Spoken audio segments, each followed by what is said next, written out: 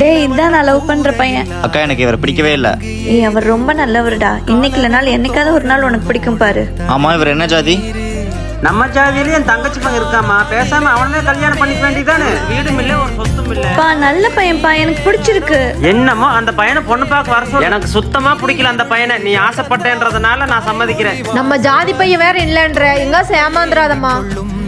இந்தாம்மா ஒரு வாய் சாப்பிடுமா. எங்க போதுங்க. ஐய் அப்பா வாங்க ஒரு நிமிஷம் கை கழுவிட்டு வந்துடுறேன். உட்காருங்க மாமா.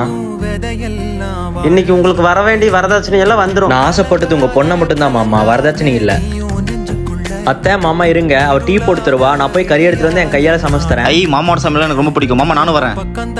உங்க தங்கச்சி மகன் குடிச்சிட்டு ஹாஸ்பிட்டல்ல சீரியஸா இருக்காராமா, கேள்விப்பட்டேன். ஆமா நல்ல வேலை உனக்கு அவனை கட்டி வைக்கல. ஒருத்தரை கல்யாணம் பண்ணிக்கிறதுக்கு ஜாதி மதம் எல்லாம் முக்கியம் இல்லப்பா. அவர் நல்லவரா இல்ல கெட்டவரான்றதுதான் முக்கியம்.